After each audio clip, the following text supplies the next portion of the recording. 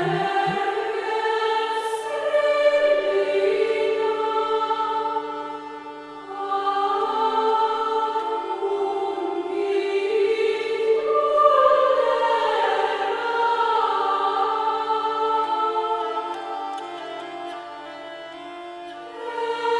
you hear it, Bruce? Can you hear the music? Okay, more Hildegard.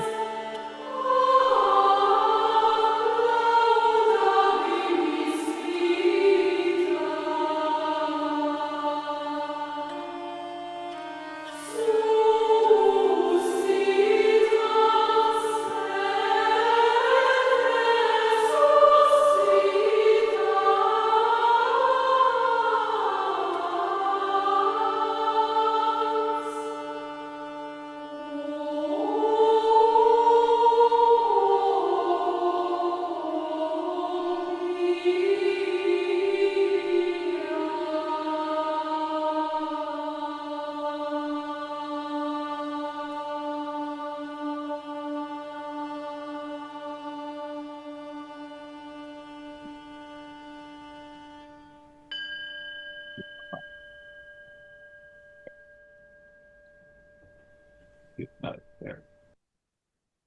Okay. Now we'll get out of screen share. Hey, Okay. Good evening. How are So you? good. Marjorie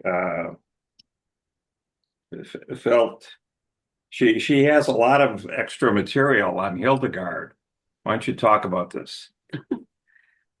Well, I just wished we had covered some different things. I liked what we covered last week, but we had forgotten. We had ordered a book and then misplaced it. The book I had many moons ago, and that's one of her uh paintings. She Oh, didn't yeah. do them herself. She had them done by nuns in her order. But she was extremely prolific, and they were of her visions that became, mandalas and things like that. And there's one I'd like to have a Oh, print wow. of. Right. And so we just had all this extra material, and this book is written by Matthew Fox, who's a wonderful guy, a theologian uh, of the Christian tradition, but he's also a real renegade. So I like him. He So here's these paintings. there's a whole bunch by her. This is out of the book, but these are all different paintings that when she had these visions, Right. and she saw this, and she had then the nuns paint all these different things. So you can see, um, There's, I don't know, hundreds of them, yeah, and a lot of them are in mandala form, like this, or this one in the corner here. That's really a mandala with a Jesus-like figure in front of a labyrinth. yeah, that's the cover of the book. That's the picture on the cover of the book. right. That's here. Oh, right. And I just love what he wrote, and I love his work. For me, it's he's a mystic, so it's different from straightforward Christianity right out of the box. It's far more unified. It's far more transcendent. And he's really a theologian of the divine feminine. And he got in a lot of trouble for that with the Catholic Church. He was a Catholic priest. And he would refer to the divine as she and her. And he got in a lot of trouble with that. And then there was a kind of an inquisition, a modern day inquisition. And they didn't find anything wrong with it, but the guy that had initiated Yeah. that, Well, we'll go through that. We'll yeah. go through it right now. So here is this guy. Now, you've studied him? I've studied him, I've read a lot of his work, and he's, I would say, one of the few really true blue modern day mystics. And he's American. And he has a group that work with him Oh. in California now. And I took some classes with them in New York City. I guess it was around 20 years ago. And I just thought they were amazing. They're lovely. Their energy is like Eastern mystics. And they're just very universal. They're just in a different place. And they did something called body prayer, which I just loved. And right after that, I was introduced to a universalist version of that comes out of the Sufi tradition. So there's different traditions that are exploring some of the same dynamics and mixing them. The Universalists are cousins, they join forces with the Unitarians. So I just thought it was wonderful to have something that came from the two traditions that was very similar but also unique.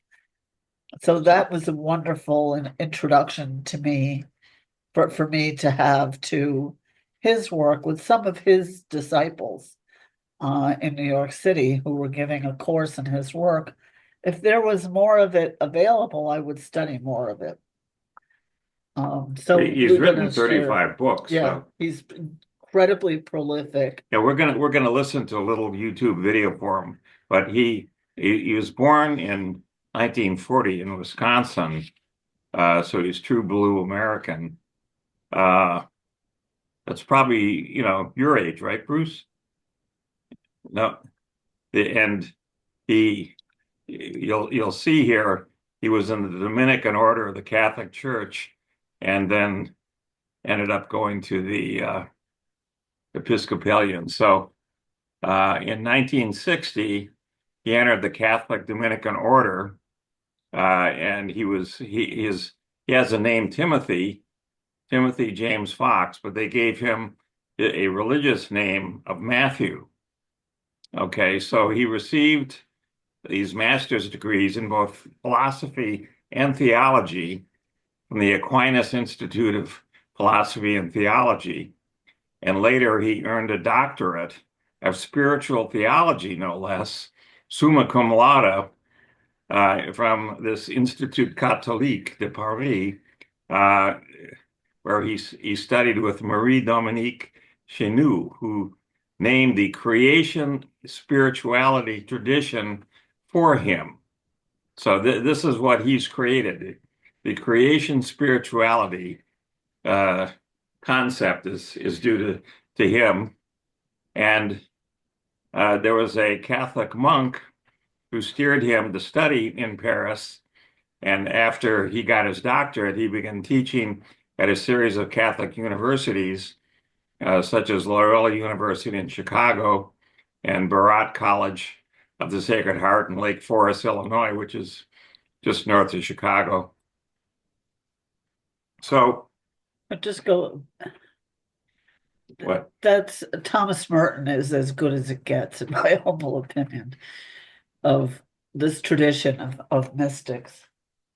He's incredibly down to earth and rich, and I think just a perfect mentor for Matthew Fox. Yeah.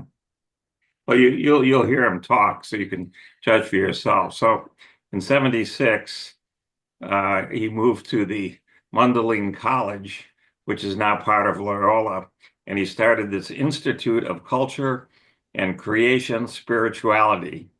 And so this was a master's program in this. I have no idea if you could find a job after you did this, but there was a unique pedagogy that integrated both the left and right brain centers. And this would eventually lead to conflict with the church authorities. So he was very holistic in his pedagogy, and his institute attracted a Jungian psychologist, John Giannini, a physicist and cosmologist, Brian Swim, a feminist theologian, Rosemary Bradford Ruther, and there were a lot of artists teaching art as meditation. So you can see it's not your standard institute. It's very eclectic. In 1983, he moved everything to Oakland, California, and he began teaching at Holy Names University, where he was a professor for 12 years. Okay. So in 1984, this is where the trouble starts. Cardinal Joseph Ratzinger, who would become Pope Benedict XVI, and was head of the Congregation for the Doctrine of the Faith. That is the renamed Inquisition. Okay, so Ratzinger isn't going to tolerate anything that doesn't follow the straight and narrow of what Ratzinger thinks Catholicism is all about. So he asked the Dominican order to investigate Fox's writings. 3 Dominican theologians examined his works and didn't find his books heretical, which was the wrong answer. So Ratzinger immediately ordered a second review, but this was never undertaken. So, due to his questioning of the doctrine of original sin, in 1988, Ratzinger forbade Matthew Fox from teaching or lecturing for a year. So Fox wrote a pastoral letter to Cardinal Ratzinger and the whole church, calling the Catholic Church a dysfunctional family. After a year's sabbatical, Fox resumed writing, teaching, and lecturing.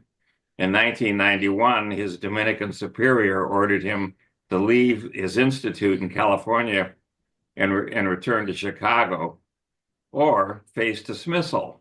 So he refused. What a surprise. So then, on March 31st of 1991, he made an extended appearance on British television discussing this program called After Dark. And he was dealing with Piltdown Man. These are all people on the show. A debunker named Teddy Hall, a secular humanist activist named Barbara Smoker, a theologian, N.T. Wright, a playwright, Chaim Maccabee, who theorized that Jesus was an apocalyptic Jew and messianic claimant, and author Ian Wilson, known chiefly for speculative writing on the Shroud of Turin, and others. So this program got a lot of play. He was, I'm sure, right in there dishing it out. So in 93, his conflicts with the Catholic authorities climaxed with his expulsion from the Dominican order for disobedience, effectively ending his professional relationship with the church and his teaching at its universities. This was done in a very particular way, so it couldn't be said that he was excommunicated for his sense of the divine feminine, but that is what it was for. The technicality was that he had disobeyed orders to return to, that's what I thought it was someplace, it was a geographical thing. But Yeah. he had stayed at his own institute rather than returning to Chicago, which gave them the excuse to excommunicate him. So among the issues Ratzinger objected to were Fox's feminist theology, where he called God Mother repeatedly, preferring the concept of original blessing over original sin. That's a big no-no. Not condemning homosexual behavior and teaching the 4 paths of creation spirituality, the via positiva, the via negativa, the via creativa, the via transformativa, instead of the church's classical three paths of purgation, illumination, and union. That's enough right there. Writing to the New York Times, the Vatican was presented with a request on the part of the Dominicans. According to this John Allen, it was largely in reaction to the unconventional programming at his institute, with a faculty that included a masseuse, a Zen Buddhist, a yoga teacher, and Starhawk, a feminist Wiccan. So he's touching all the bases. So he then met with some Anglican activists in England who were using raves as a way to bring life back to the liturgy and to attract young people to the church worship. And he was inspired to begin holding his own series of techno-cosmic masses in Oakland and other cities, events designed to connect people to a more ecstatic and visceral celebration and relationship with ritual and the building of community. And he was received in the Episcopalian Church, the Anglican Communion, as a priest, 1994, by the head of the bishop of the Episcopal Diocese of California. So in 1996, he founded the University of Creation Spirituality in Oakland, which was an outgrowth of his institutes at Mundelein and Holy Names. And the university shared similar master's degree programs in creation spirituality and related studies. It was initially accredited through an affiliation with New College of California before shifting 1999 to affiliate with the Naropa Institute of Boulder, Colorado, creating and running Naropa's master degree program, and the university added a separate doctorate of ministry, etc. So Naropa is generally considered a Buddhist institution. Right. So Fox led the University of Creation Spirituality for 9 years, and then was succeeded as president in 2005, and they renamed the institution Wisdom University. So since leaving the university, Fox has continued to lecture, write, and publish books, and he founded an educational organization geared to reach out to inner city youth called Youth and Elder Learning Laboratory for Ancient Wisdom Education, Yellow Way. The Yellow Way program is based on a holistic approach to education and creativity derived from the master's level program. It includes physical training and bodily meditation practices such as Tai Chi. Yellow Way has operated in inner city school systems in Oakland and Chicago. And his proponents hold that his teachings are more gender neutral, ecology sensitive, and accepting of non-traditional sexuality than church orthodoxy. So what we're going to do, the one thing I noticed I didn't put in here was in 1995, now that he's an Episcopal minister, Ratzinger, Ratzinger is nemesis in Catholicism. Ratzinger was elected Pope. And so just to show you who this guy is, he decided to write up 95 theses, okay? And then he took the 95 theses, this is right as Ratzinger is being going through his coronation as Pope. He nailed them to the same door of the same church that Martin Luther nailed his 95 theses to, okay? And he said there's really two Catholic churches, one that's totally dysfunctional and one that's very alive and vibrant, and you should recognize this and get your act together. And of course, the Catholic Church and Ratzinger paid him no attention whatsoever. So it goes. But he's clearly an amazing individual. Let's see, what else I think we covered everything. Oh, no, we didn't. No. Here's what we didn't cover. So we talked about the paintings. This is all selected by Matthew Fox out of this book. So here's what he says. It's difficult to look at these powerful images.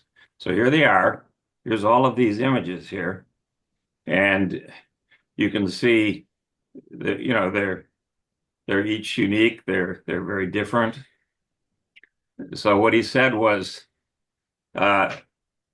especially at that phallic representation of the Antichrist in the midst of Mother Church, not feel that Hildegard has captured some ultimate archetypes for naming the sins of patriarchy in society and church. You could see how Ratzinger would love this. Love of war and war expenditures, dualisms, sadomasochism, and the mentalities that do not result in joy for anyone but death for everyone. Its dominance over powerful institutions of the West, including banking, politics, the military, the church, and education. These are all things in the back of his mind. The rich imagery of moral outrage at the injustice of social and personal structures which unravel the web of the cosmos. Creation is undone. The demonic powers haunt history unchecked. And when the weak and the orphaned are deprived of justice, all foundations of the earth are shaken.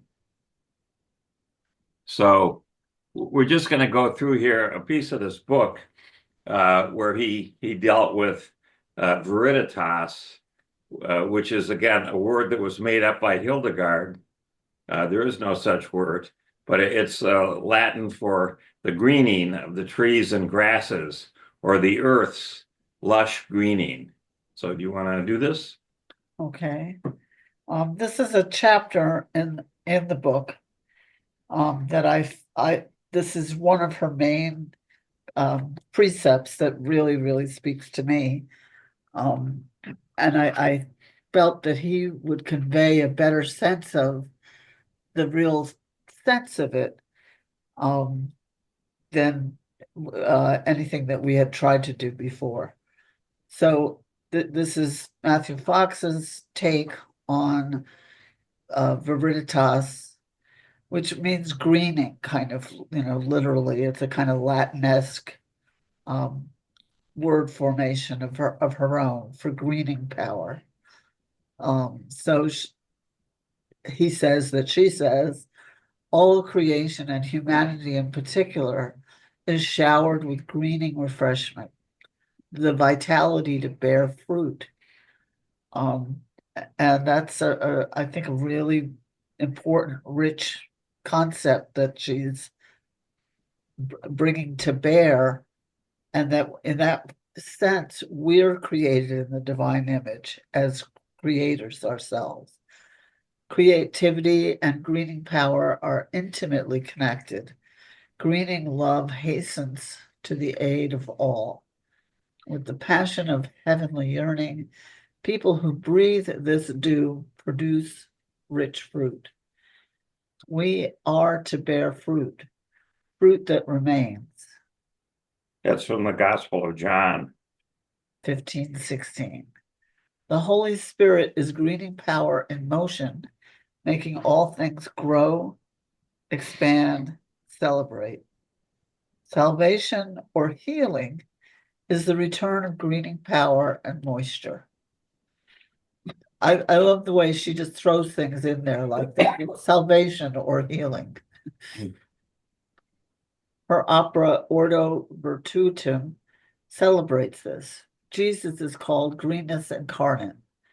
Now bear in mind that the fullness you made at the beginning was not supposed to wither. Veritas is God's freshness that humans receive in their spiritual and physical life force, and is found in the non-human and human. The earth sweats germinating power from its very pores. Instead of seeking body/soul in a warring struggle, as did Augustine, Hildegard seeds the soul is the is the freshness. freshness of the flesh. For the body grows and thrives through it, just as the earth becomes fruitful through moisture. Mary, the mother of Jesus, is celebrated for being Viridissima virga, the greenest of the green branches, the most fruitful of all. Mary is a branch full of the greening power of springtime. You growing most green, verdant sprout, you bring lush greenness once more to the shriveled and wilted of the world. So these are sources of viriditas or greening power. There's three sources. We're going to go through each of them. Okay. So according to this point of view, one is scripture. The prophet Hosea writes, I am like a cypress evergreen. All your fruitfulness comes from me. Hosea 49. Viriditas is a synonym of blessing, which is best signified to the Hebrew people as fruitfulness of creativity. As Meister Eckhart says, in birth you will discover all blessing, but neglect this birth and you neglect all blessing. The Rhineland, lush, voluptuously green valley, deeply blessed with rich soil, flourishing fruit and vineyards. The monasteries continue this tradition. Her experience as a child of the Rhineland, Hildegard contrasts greening power or wetness with the sin of drying up. A dried up person and dried up culture lose their ability to create. Now, these are two different poems by Hildegard. I am the breeze that nurtures all things green. I encourage blossoms to flourish with ripening fruits. I am the rain coming from the dew that causes the grasses to laugh with the joy of life. This is a second poem. O life-giving greenness of God's hand, with which he has planted an orchard, you rise resplendent into the highest heavens like a towering pillar. You are glorious in God's work, and you, O mountain heights, will never wave. Is that, I think, waver? Never waver, probably, yeah. When God tests you. Although you stand in the distance as if in exile, no armed power is mighty enough to attack you. You are glorious in God's work.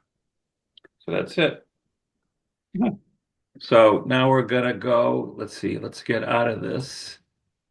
We're going to go to, hold on a second. I think we should segue into that wonderful video of the interpretation of Emily Dickinson, that green hand. Where is that? But Oh, that's I see what the problem is. in the marginalian. Wait a minute, hold on. I'm going to get out of this.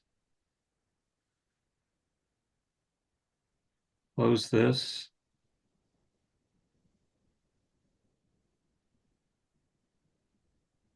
Yeah, I've got to go. I'm trying to find. Hold on a second while I get there. This is a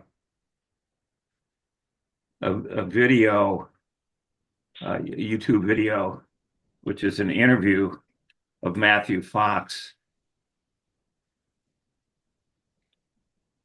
And we're doing all this stuff, we lost it.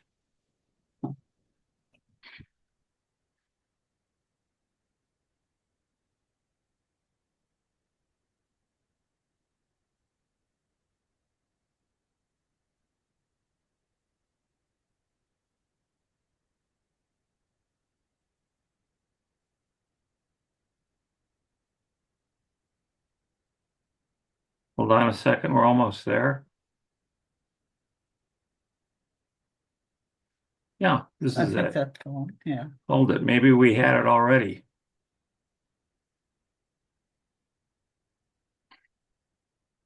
Just a sec, Bruce. This is what I hate about this thing.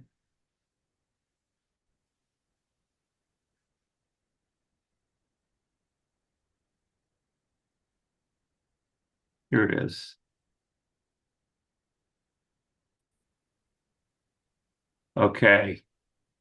I'm going to do here.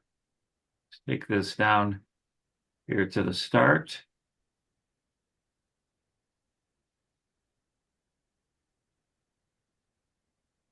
Didn't go. There we go. Oh, I know what I didn't do. Hold on. Can you just mute for a second? What? Just mute. Just what? Mute. Mute.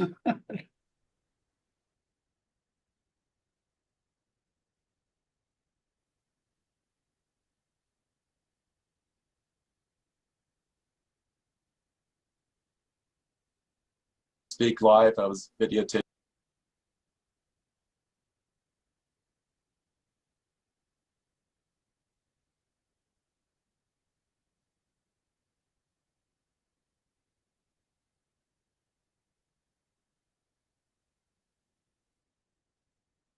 Unmute.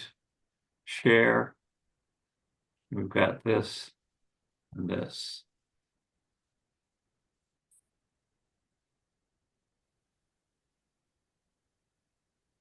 Him here in Boulder, talking about Via Creativia. Can you hear He him? spoke about Hildegard for probably most of that time. This is an And interview. from that, it just he's been a constant influence and a support in all of my creative projects, including in the new one that we're working on about Albert Einstein. We filmed him last April when we were visiting. So Matthew, I think you're muted at the moment, so I'll just unmute you or ask you to unmute yourself.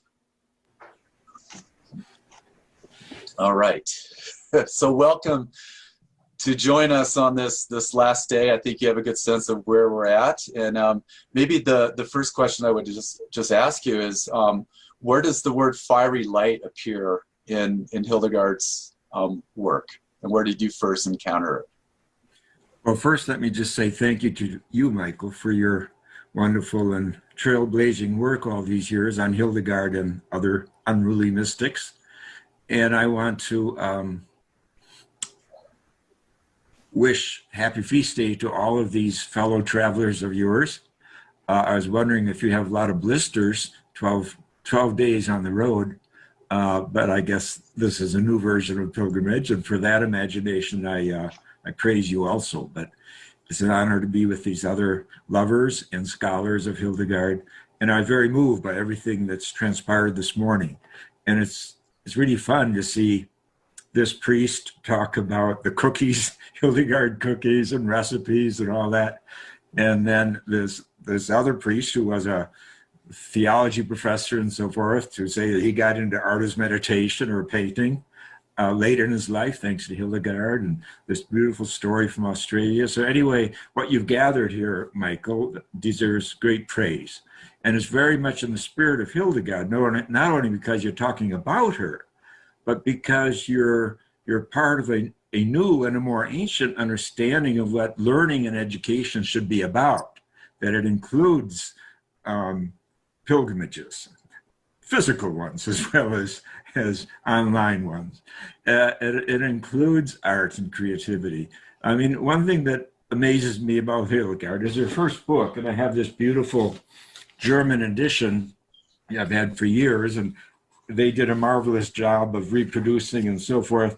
But just to realize that just the creativity in the art, and of course, this echoes the Book of Kells and the whole Celtic tradition, of course. But to realize that when she wrote her first book, it included an opera, it included dozens of paintings and poetry and science and theology. Where has that gone? Our education has been so utterly slimmed down to knowledge, left brain, intellect, and rationality alone, that for this reason alone, Hildegard is a prophet and a turner over of of tables, because what she represents in terms of the full soul, the quest for wisdom, not just the quest for knowledge. And so what you're doing here is of that ilk. You're bringing in the poets, you're bringing in your own video, you're bringing in the scholars. And I just want to honor that, because that's why the earth is dying. You know, Thomas Berry says that most of the destruction of the planet today is happening at the hands of people with PhDs. So in other words, a great big left brain without wisdom, without heart, without compassion, without creativity is dangerous. It's a power, it can be a power trip. And so Hildegard, and not just her, but the pre-modern consciousness that she represents, sought wisdom and not just knowledge. And this is what's been lost for hundreds of years in the West. And it's part of patriarchy to banish wisdom. Wisdom is feminine, not only in the Bible, Sophia and Chokmah, but around the world. I have a statue over here of Kuan Yin from the East.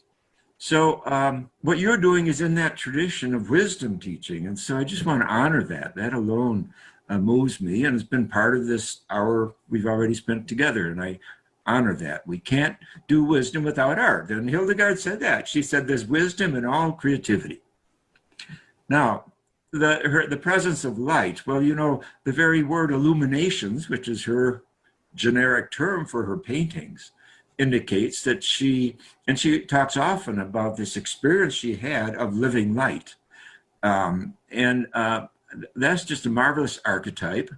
For me, it echoes the archetype of the cosmic Christ, which is about the light, John 1, the light in every being.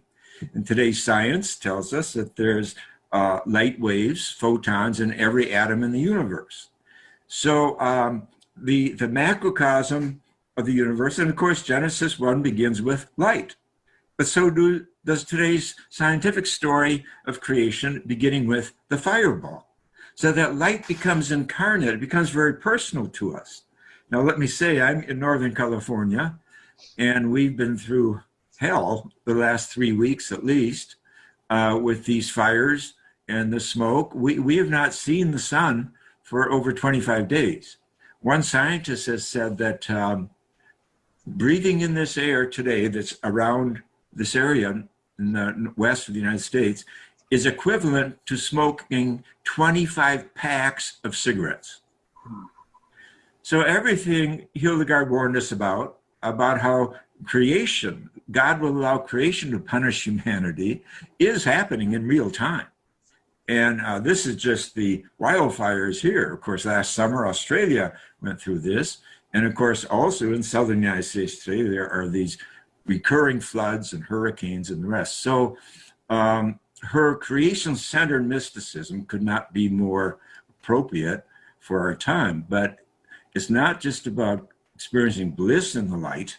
It's also about experiencing that fire that she talks about, that we arise from dullness, she says. I just love that teaching. Arise from dullness into vigorous justice. Let me get the words exactly. Here it is. I have it in today's meditation, in my daily meditations. Today is dedicated, of course, to Hildegard's feast day. She says, we shall awaken from our dullness and rise vigorously toward justice. So we have to start rising vigorously toward justice, get out of our denial and make-believe worlds we live in, our bubbles. And this means eco-justice and gender justice. And gender justice isn't real unless we're bringing the feminine understanding of learning, which includes wisdom and art and creativity, into all of our educational systems, all of them. And I mean law schools produce our one-sided judges. And I mean business and economics, all of it has to be penetrated by the divine feminine and by wisdom. Knowledge is not enough. Knowledge is literally destroying the earth, and time is running out. So I just want to honor that. And so this light, the living light, that also spoke to her. It awakened her, it spoke to her. But really, it speaks to all of us in different ways. Like you talk about your experienced at that lake or at DC Bodenberg, that the Spirit speaks to us if we're listening. And sometimes it actually talks language. When you were speaking about this Canadian trip, I was reminded of this amazing photographer from Canada. Oh, now I'm going to forget his name. Miles, is it? But he has an amazing story to tell. And, you know, he was not a religious person as such, but one night, it was a moon lit night, full moon, and he went to the window and he was just awed by it, kind of like you were, in a place of tranquility and peace, in the heart of nature. And then he heard this voice, and it told him to go around the world and photograph the sacred sites of the world. This came to me when you talked, because you were talking about these sacred sites that move us. And then he didn't know what to do. He went to a bookstore, and my book on the cosmic Christ kind of fell out of the bookshelf and hit him in the head. He'd never heard of this. He read it. He said he took that book with him around the world, and he created this beautiful book. I have it in my living room, of the sacred sites of the world. But toward the end of his life, when he couldn't travel and all that, what he did, he created a new book on the pond in his backyard. And he said, the sacred of the world is, you don't have to go to all these sacred sites. I mean, he had all these adventures. Someone stole his photography equipment in China or something like that. I mean, what after? But he said the whole time he felt embraced by this light. He said, what you call the cosmic Christ. This was my experience. So I think that's what Hildegard is talking about. And again, we must deconstruct hagiography. You know, Hildegard is not to be put up on a pedestal. We have to ask that question. Where is it present in our lives? Where is that living light in our lives? Where is that passion for justice and greening in our lives? And there's a real danger of projecting our holiness onto these figures we call saints. That's very corrosive thinking and dangerous, because a real mystic is a prophet also. It's awakening us to what our capacities are about. And we're not going to imitate them. We're going to do it our way. And in our generation, like you're doing it, Michael, with the special gifts of light that we call video and film, and now internet. So anyway, that's a long answer to your question. I'm sorry. That was great. And I really thank you for the acknowledgement. I definitely appreciate that, because you know, you never know, because I'm kind of in my own world right now, doing my own thing, and then having this interaction with everybody else, which wasn't necessarily possible 6 months ago. That's the fun of being creative, isn't it? You never know. I love that phrase. Yeah, you never know. You don't know if your seeds are going to land on healthy soil or where they're going to go. They may be blown away by the wind. But that's the integrity of it. You do it anyway. It's what Meister Eckhart said. Work for the sake of working. Do justice for the sake of doing justice, not for a reward. Not because you do know what the results are going to be. And I think that's just real sound spiritual advice. You get it from Buddhism as well, that we work to work. You do justice to do justice. You make beauty to make beauty. And then the seeds fall where they may. And I think Jesus had the very same experience. That's why he talked about it. Some seeds fall on fertile ground, and some fall on rocks, and some get blown away. But you do it anyway because you have this call, and that's integrity, following the call and doing your best. And look what you've gathered in this circle that you call a pilgrimage. It's just wonderful that so many people are being touched by Hildegard's genius in our time, because she is such a voice for our time. So one of the questions that was asked to me by one of the pilgrims was, you know, we're focused right now on Hildegard from the Rhineland, and there are other mystics who came out of the Rhineland, and I know you've done other books on them and you've studied them. So I think the question was, why? You know, why was that happening at that time for those people? And then my question to that would be, where's that happening now in the world? Well, I'll always maintain that the most important influence on the Rhineland mystics is the Celtic tradition. The Celts settled along the Rhine.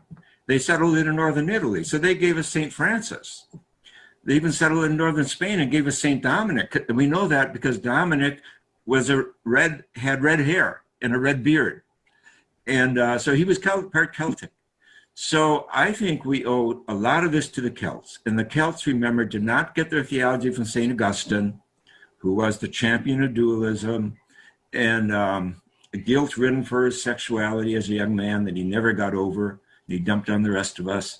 The church has absorbed it, unfortunately, for 16 centuries. But the Celts did not go south for their theology. They went to the east. And the East never lost the sense of the cosmic Christ. There is no cosmic Christ in Augustine. He's a psychologist. And he's a genius in his own field, if you will, in his own right.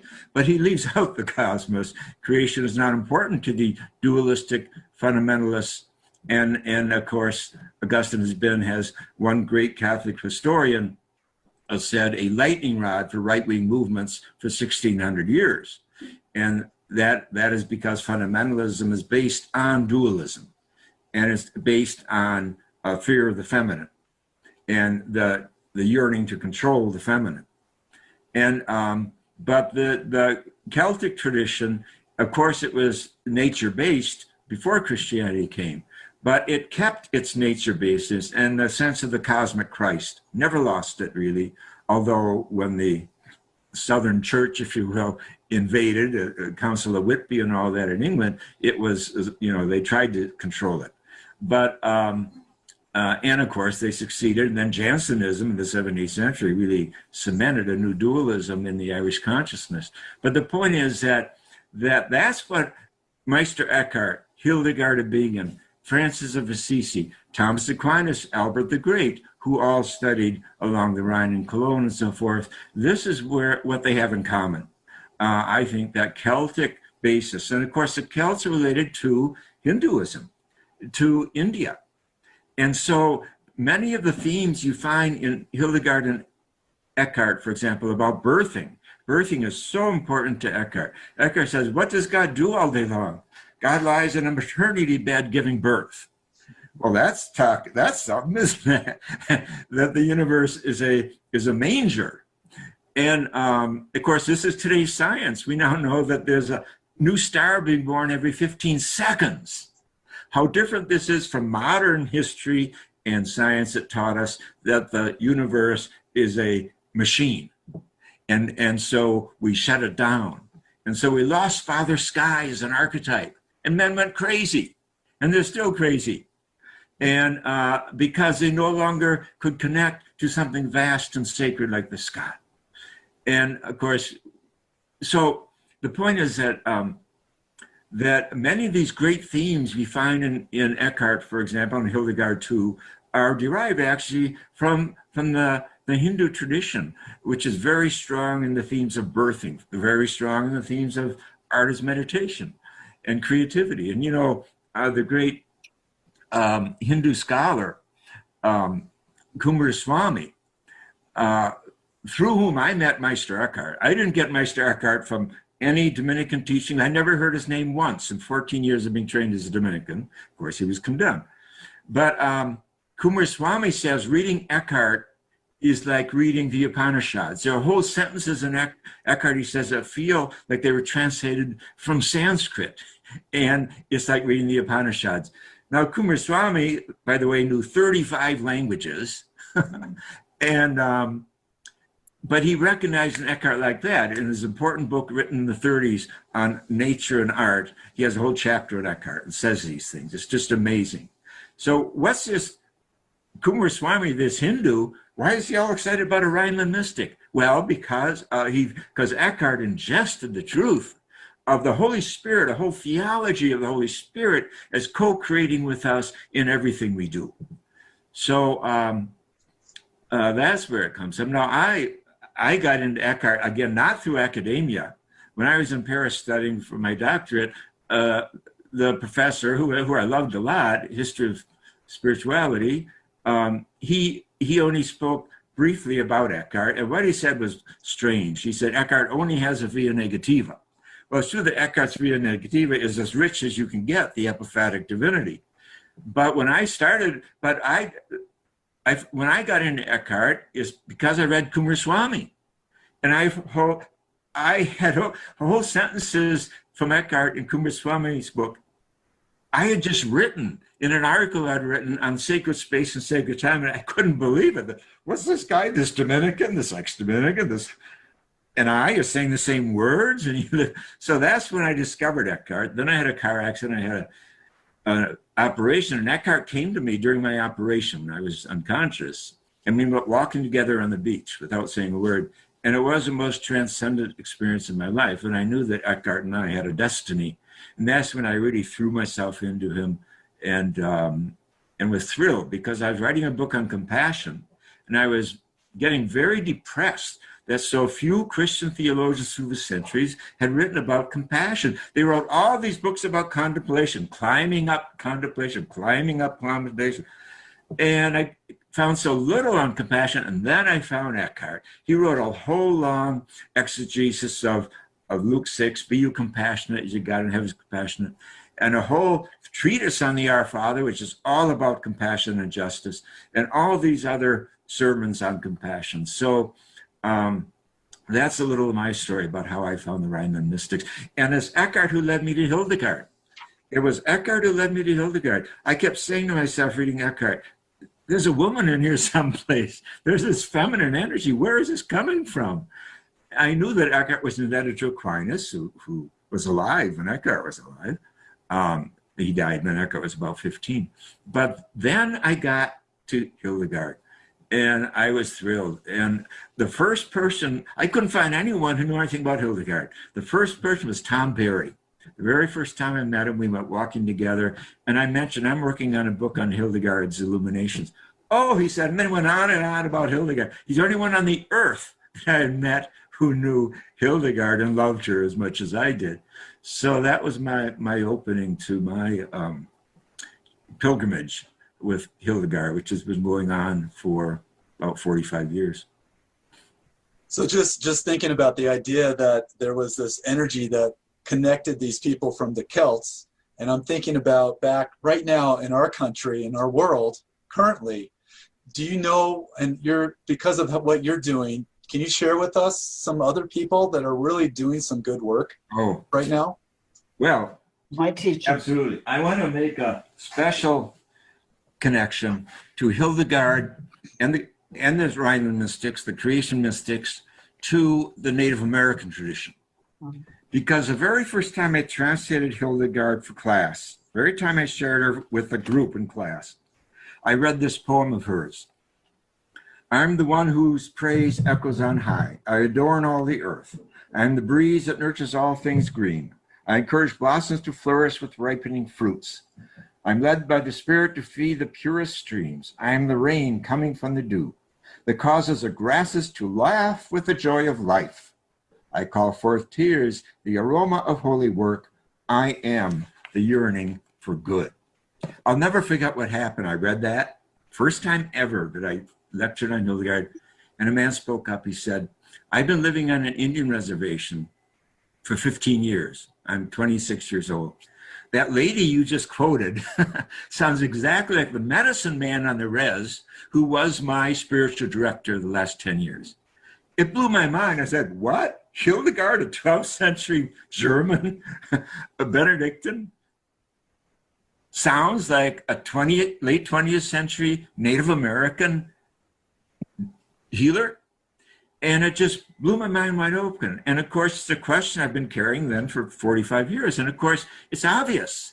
Pre-modern consciousness of Hildegard, Francis, Aquinas, Mechthild, Eckhart, and Julian Norwich has a lot more in common with Native American wisdom than it does with today's theology, Cardinal Ratzinger, or anyone else.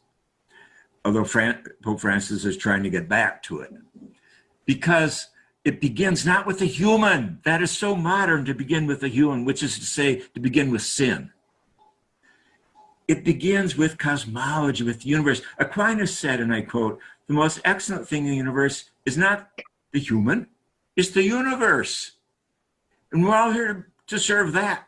All beings are. Well, that's Hildegard too. But that's Native American, that's indigenous around the world. So that's my number one answer to you. You want wisdom, go to indigenous peoples. And it's been my blessing and gift to be able to pray in many of their prayers and so on, because Native people have come to me to teach, because to my programs, because they find a home in creation spirituality that they don't find elsewhere. So the practices they have, the sweat lodges and the sun dances and the vision quest and all this, you don't want to appropriate it, but if you're invited, or even if you're eager, go out and knock on someone's door and try to get invited, but respect the fact that it is their lineage. But I've been so blessed by that, and that's where that's my first answer to you. The wisdom that indigenous people carry. Now, it's not about romanticism. It's not about how things were perfect 500 years ago, but it is about the shadow that's missing in Western thinking, not just theology, but definitely theology, but education, as I talked about earlier. The whole thing leaves out the cosmos, therefore it leaves out the earth. As Thomas Berry says, ecology is functional cosmology. So if you don't have a cosmology, you don't have an ecology. If you don't have an ecology, the whole earth is going to be burning. And the flooding is coming too. As I was with 150 scientists 2 summers ago, for a week on climate change. And they said the hot places are going to get hotter, the dry places are going to get drier, and the wet places are going to get wetter. And that's exactly what's happening. And this is a path we're on. So we need a whole new way of seeing the world. And that is a pre-modern way of putting the cosmos first, putting Mother Earth first. And then how do we fit with all of the other amazing species in what Hildegard marvelously called this web of creation, this web of creation, this sacred web of creation. And believe me, now that we haven't had a blue sky for 3 weeks here, we're beginning to fulfill words I spoke years ago. We can no longer take healthy air for granted, healthy water for granted, healthy soil for granted, or the health of other animals and birds for granted, or even the health of our children and grandchildren for granted. But to me, that is what mysticism is, not taking for granted. It's falling into profound gratitude. And the gratitude born of awe and wonder and beauty and the doxa, the glory of creation, the cosmic Christ that is present in all of creation, just what Hildegard talks about. The wisdom of the sparkling of the waters, as she says. This is the Christ. Or if you prefer language like the Buddha nature, that's okay too. Or in Judaism, the image of God. Absolutely parallel understandings of the sacredness built in to all nature, including ourselves. That's great. So I have one more question to ask you, but I'm also going to put this out to our pilgrims. If you have a question you'd like to ask, just go ahead and send that as a chat message to Heather, or you could do it to the group so everybody can see the same question. That might be a better way to do that, and then she'll moderate that back to me, and then we'll ask that as the final question. But I have one more question to ask you, Matthew. And if you recall, I remember in 2013 we had a new pope, and the question I asked you, what would Hildegard say to that new pope? Well, I'm not going to ask you that same question, but in the same vein, what would you say to the current president or the next president? Or what would Hildegard say to the next president or the current president? Well, I think Hildegard would say what she said to the emperor in her day, and that is to man up and put justice before your own greed and your own agenda. She kept calling popes and emperors back to justice, Lady Justice. I also would invoke, of course, I've just finished a book on Julia of Norwich, and I'm just stunned by her, because she lived through a pandemic, the worst pandemic ever in Europe, the bubonic plague. It was 7 when she hit, and then it kept returning in waves. And she is a direct descendant of Hildegard. That's why I call Hildegard the grandmother of the Rhine mystic movement. And Julian is in many ways, well, followed by Nicholas Acusa, kind of the end of the line. But the unique thing about Julian is she was the only one of these 7 giants who had to live through a pandemic and stay true to creation spirituality. And that's why she's so amazing. I think, and Hildegard, or Julian, more than Hildegard even, although Hildegard began it, develops the theme of God as mother. She deconstructs entirely patriarchy, and she brings in the divine feminine in all her angles on divinity. Christ is mother for her. She develops that. God the Creator is mother as well as father, she says. Spirit is mother, and the whole Trinity together is mother for her.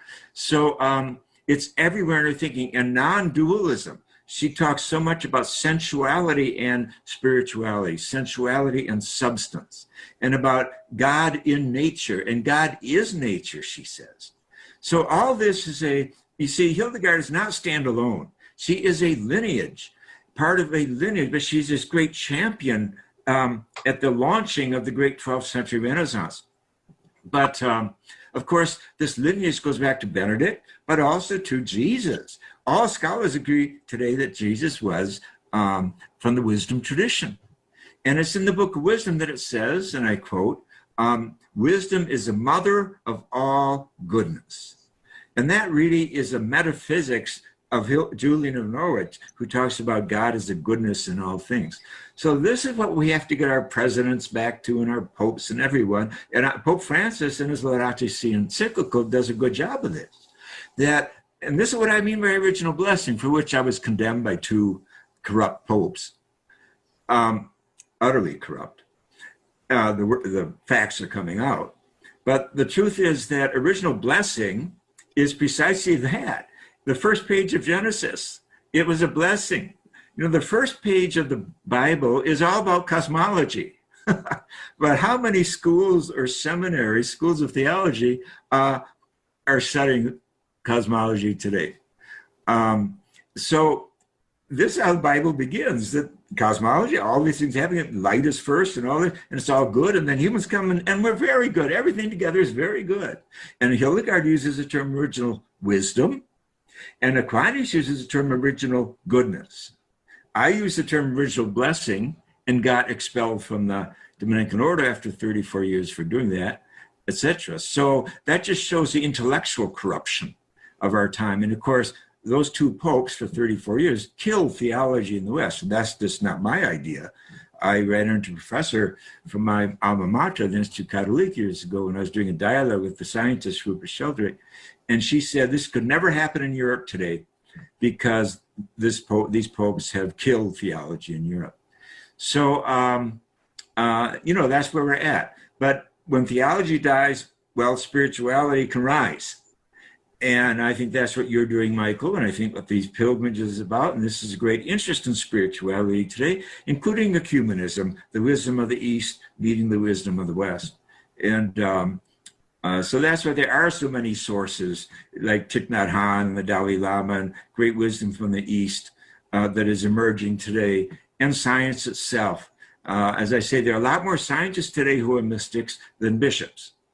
And I especially appreciate Rupert Sheldrake's work. I mean, there are many scientists, but he has 2 recent books on spiritual practices and science, how science supports meditation and chanting and art and pilgrimages and other practices. I recommend his work very strongly. He and I have done 2 books together, one on angels and one on nature and spirit. But the point is that there are many places to look today, and especially with the help of Google and the rest, where we don't even have to trip off to libraries. So there's a lot of potential, but time is running out on our species. And so your question is so important. I would end with this about your question. Aquinas says, a politician must know more about the human soul than a doctor knows about the human body. I just find that stunning, absolutely stunning. Hitler knew a lot about the German soul of the 1930s. He knew it was beaten down and wounded and full of resentment, and he tapped into that.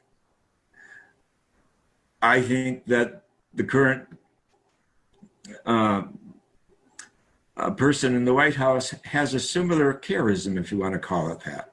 I think that he too has tapped into a big corner in a lot of the American souls after the Great Recession.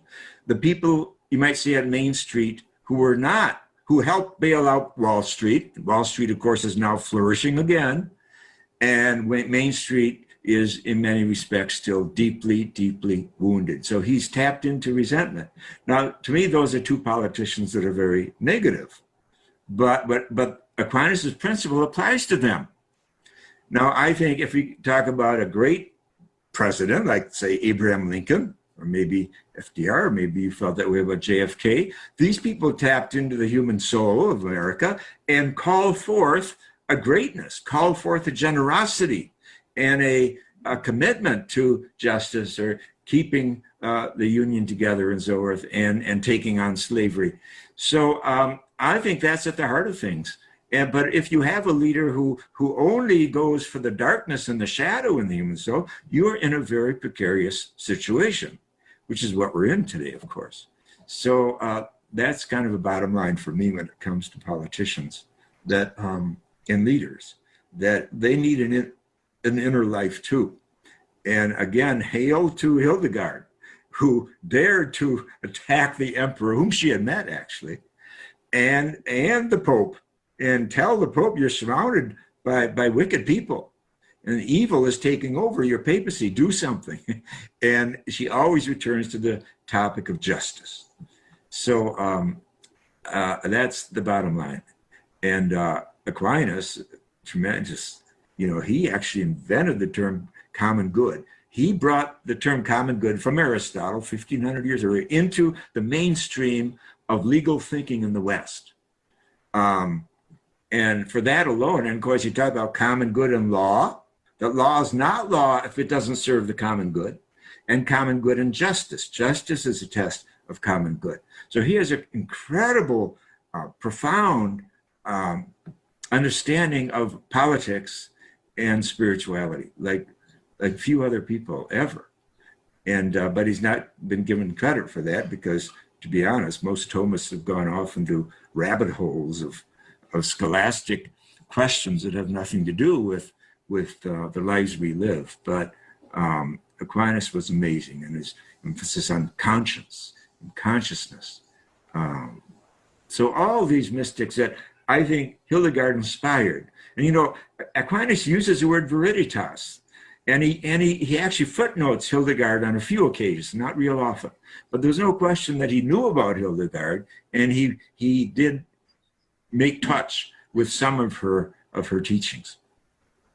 But she was part of a zeitgeist, a spirit that arose in the 12th century that was the return of the goddess. It was the return of the divine feminine. It gave birth to the whole Gothic movement, which of course was late in her life, but was birthed in her lifetime, such as Chartres Cathedral, and which was a reinvention of everything from education to politics to architecture. And so really her timing was so synchronistic to what was happening. And remember, she called Christ the Green Man. And the Green Man came in on the coattails of the divine feminine, of the goddess of the 12th century. So the Green Man was this amazing architect. At Chartres Cathedral, there are, I think, 165 images of the divine feminine, but there are 42 images of the Green Man. So it's about a 4-to-1 ratio there. But the Green Man was very significant in Hildegard's day. And she applied it directly to Christ. Christ is a green man, she said. And the green man, of course, represents the fertility of all of us, including the male, but also the defense of Mother Earth, that the green man is a warrior defending Mother Earth, and the green woman too. 10% of green men were women. At Norwich Cathedral, in fact, that's where you see a lot of green women on the cathedral there. So these archetypes do not apply to gender explicitly. It is applied to all of us. There's a goddess in every man, and there's a green man in every woman. I love that. Like there should be. That's really nice. Nice way to think about that. I hadn't really thought that way. So let's go and see if there was any question that Heather's picked from. So there you have it, Bruce. That's what we didn't cover last time, but you get some idea of why Hildegard was such an important person, Right. and she precipitated lots of thought. Lots of new things came out as a result of her getting these visions, and you get to see Matthew Fox in action and see why. This guy, he's written 35 books and he's still going strong. I mean, Right. I wrote one book and I said, the hell with it.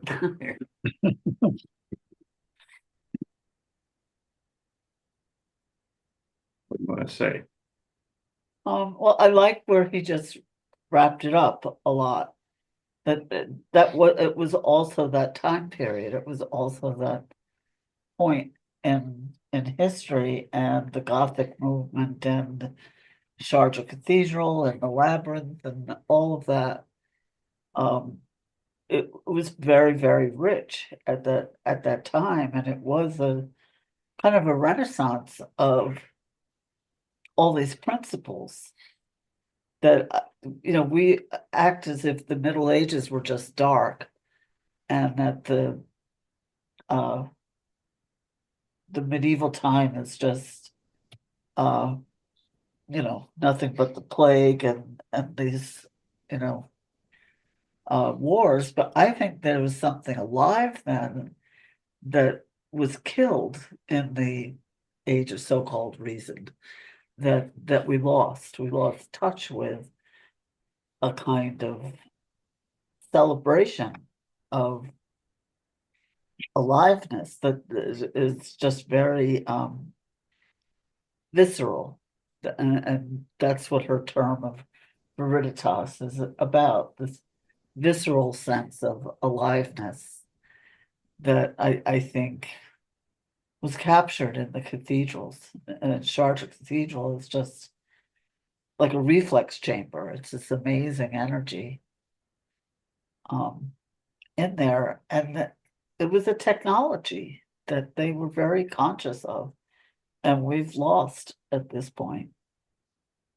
So I just love what he's got to say and the way he says it, and I just feel like there's something that he really brings to life in a vivid way that is, for the most part, lost, I want to say, on the conventional Christian church. But I think it grew up there, and it doesn't really exist in the same way anyplace else. I think all the great teachings do come together. I think all the mystics are really kind of pointing to the same realities, but they're doing it in a unique way, and each one has its own essence, that it's not the same. There's a unity there, but the differences, the uniqueness is also critical, and that there was something about that time and place, and who knows why she was called to it the way she was, and what the epilepsy may have really been about. It was something different about her brain, for sure.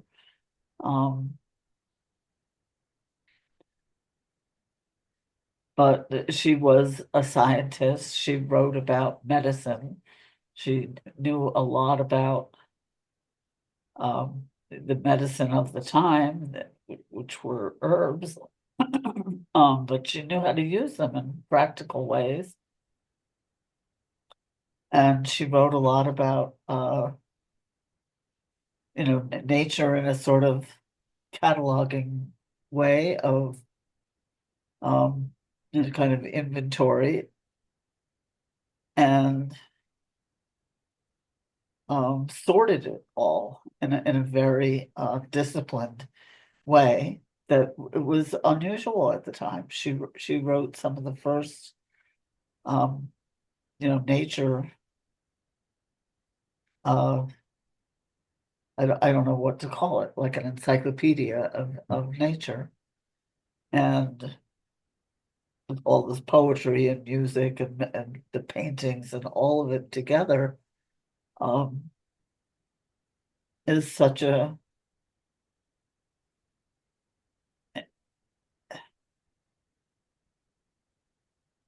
message the message is the medium is the message and vice versa. That I feel she brings it to life in a way that does justice to something that I don't experience in any other tradition. Does that make sense? Yeah. What do you think? Well, I liked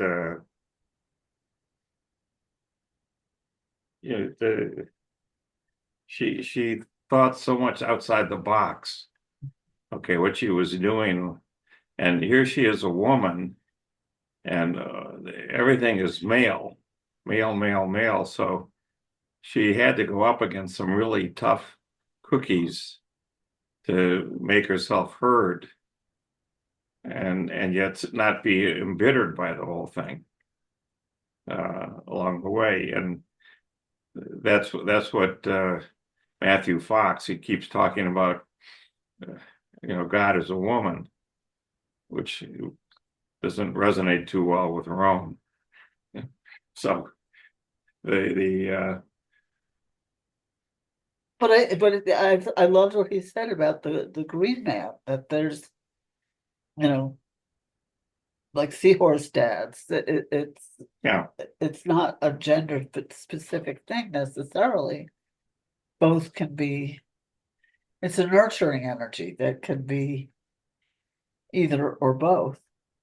and you can see, because she grew up there in the Rhine, and the hills there are just covered with green, and lots of vineyards there, lots of little castles, and they would this knight would have a chain across the Rhine, so you couldn't take your boat there. You had to pay a toll. This sort of stuff. That's where she grew up, and it's nothing but greenness everywhere. That's why I think that influenced her. And the hills are, just gentle hills, and the Rhine is the Rhine. So.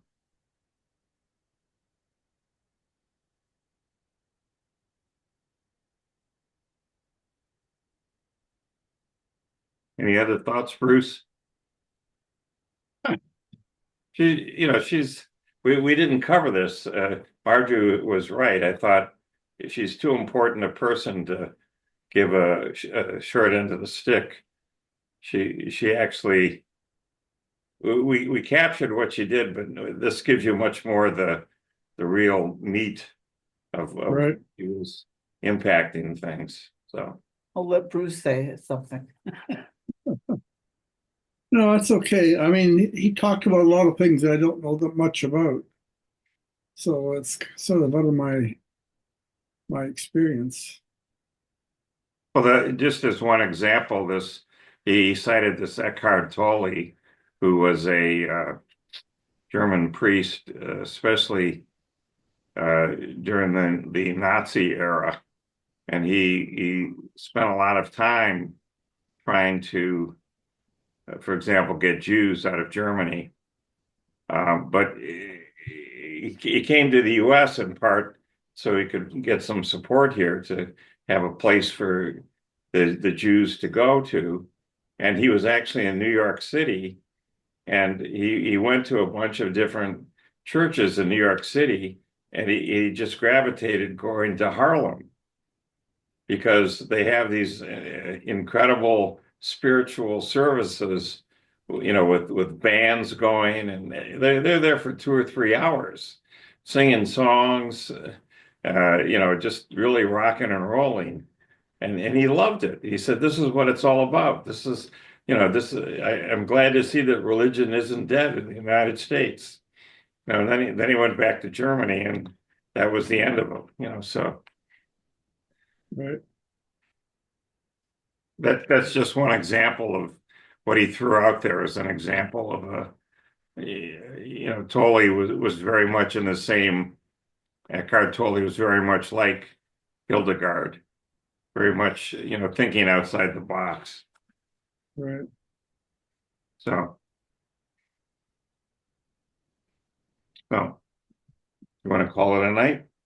It's up to you. Yeah, It's early. no, it's not early, it's late. We got things to do and miles to go before we sleep, so whatever.